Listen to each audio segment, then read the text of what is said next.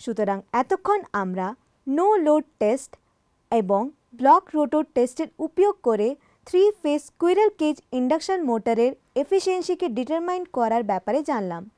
আশা করি আপনারা সকলে এই বিষয়ের ব্যাপারে বুঝতে পেরেছেন। চলুন তবে দেখা হবে পরবর্তী পর্বে। আসুন এই সেশনের অবজেক্টিভস দেখে নেওয়া যাক। এই সেশনের শেষে আপনারা শিখবেন একটি প্রদত্ত 3 ফেজ স্কুইরেল কেজ ইন্ডাকশন মোটরের জন্য একটি নো লোড পরীক্ষা পরিচালনা করতে, উপরের 3 ফেজ স্কুইরেল কেজ ইন্ডাকশন মোটরের জন্য ব্লক করা রটার পরীক্ষা পরিচালনা করতে, মোটরের দক্ষতা গণনা করতে।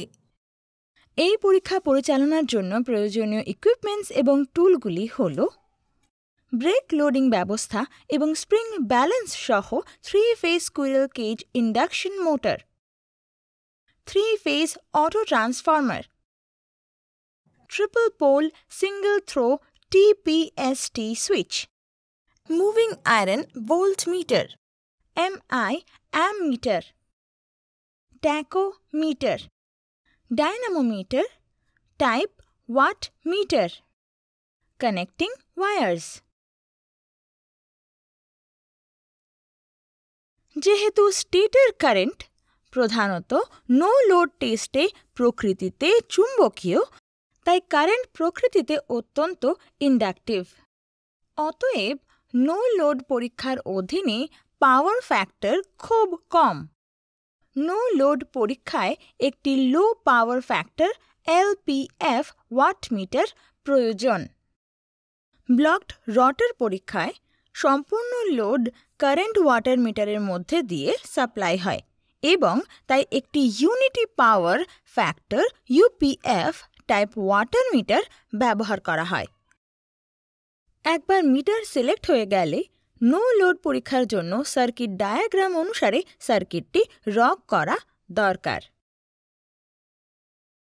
একটি 3 ফেজ AC সরবরাহ থেকে তারগুলি প্রতিটি ফেজ থেকে একটি TPST সুইচের ইনপুট পাশের সাথে যুক্ত থাকে। TPST সুইচের আউটপুট 3 ফেজ অটো ট্রান্সফরমারের সাথে যুক্ত থাকে। R এবং Y পর্যায়গুলির মধ্যে লাইন ভোল্টেজ পরিমাপ করতে ভোল্টমিটার যুক্ত থাকে এবং অ্যামমিটারটি Y ফেজ কারেন্ট পরিমাপের জন্য যুক্ত থাকে। 3 ফেজ পাওয়ার পরিমাপ করতে সার্কিটে 2টি ওয়াটমিটার ব্যবহার করা হয়। ML হিসেবে চিহ্নিত কারেন্ট কুণ্ডলী পর্বের সাথে সিরিজে যুক্ত রয়েছে এবং সম্ভাব্য কুণ্ডলী CV পর্যায়গুলির মধ্যে যুক্ত রয়েছে। টার্মিনাল M এবং C শর্ট সার্কিট করা হয়।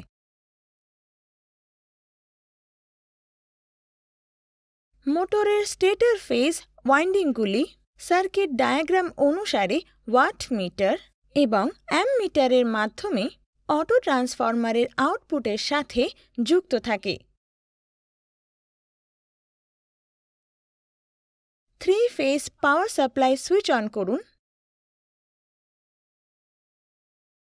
ভোল্টমিটার রিডিং পর্যবেক্ষণ করে অটো ট্রান্সফরমারের নবটি ধীরে ধীরে ডান দিকে ঘোরান যতক্ষণ না এটি মোটরের রেটেড ভোল্টেজে পৌঁছে যায়। মোটর ধীরে ধীরে গতি বাড়ানো শুরু করে এবং তার রেটেড গতিতে পৌঁছয়। যদি কোনো ওয়াটমিটার নেগেটিভ রিড করে তাহলে সাপ্লাই বন্ধ করে দিন এবং সার্কিটকে প্রাথমিক অবস্থায় ফিরিয়ে আনুন এবং তারপর সেই ওয়াটমিটারের কারেন্ট কয়েলের M এবং L টার্মিনাল কানেকশনগুলি ইন্টারচেঞ্জ করুন এবং পরীক্ষাটি আবার করুন। সেই ওয়াটমিটারের রিডিংকে নেগেটিভ হিসাবে বিবেচনা করা দরকার। এখন ভোল্টমিটার, অ্যামমিটার এবং ওয়াটমিটার রিডিংকে নোট করা যাক। সারণী যন্ত্রগুলির পরিসরের ওপর ভিত্তি করে রিডিংগুলি রেকর্ড করার সময় উপযুক্ত গুণক ফ্যাক্টর বিবেচনা করতে হবে।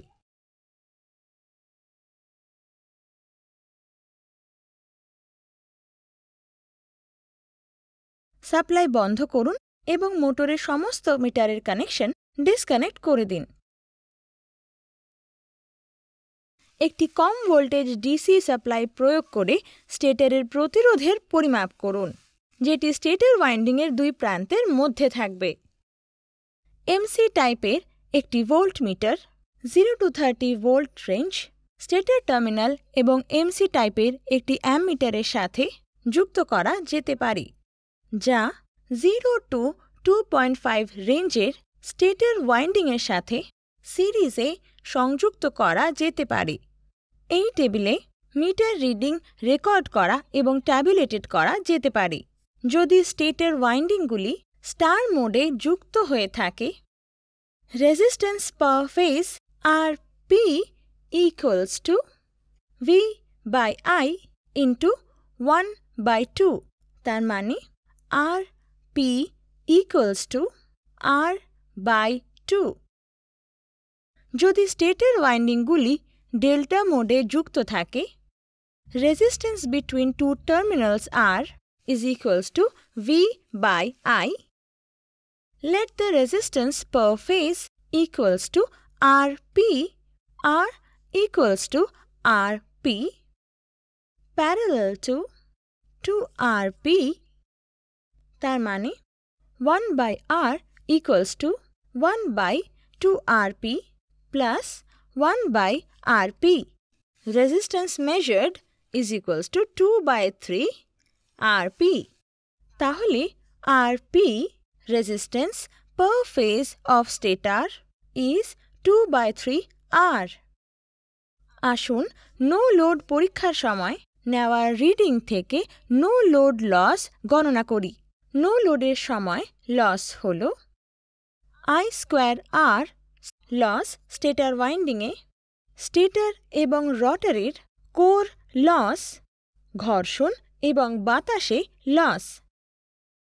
No load copper loss equals to 3 into I0 PH² into RP is equals to 3 into 1.5 square into 2/3 into 7.14 equals to 27.98 watts, যেখানে I0 PH হল per phase no load current।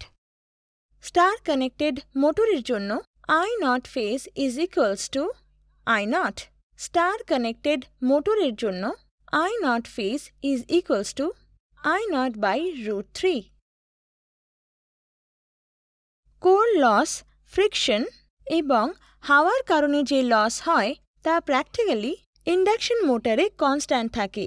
Constant loss is equals to W0 minus into I0 PH² into RP, যা -100 plus 150 into 2 minus 27.98 এর সমান, equals to 72.02 watt, যেখানে W0 হল no load input পাওয়ার। রোটরকে এখন blocked পজিশনে রাখুন। মেন সুইচ চালু করুন এবং টিপিএসটি সুইচ বন্ধ করুন। অটোমেটিক ট্রান্সফরমার নবটি ঘোরান যতক্ষণ না অ্যামমিটার সম্পূর্ণ লোড কারেন্ট রিড করে। ভোল্ট মিটার রিডিং এবং ওয়াট মিটার রিডিং অবজার্ভ করুন। দেখানো টেবিলে মিটার রিডিং ট্যাবুলেট করুন। সাপ্লাই বন্ধ করুন এবং মোটর থেকে মিটার কানেকশন বন্ধ করা যেতে পারে। আসুন দেখি ইকুয়েশন কিভাবে কাজ করে।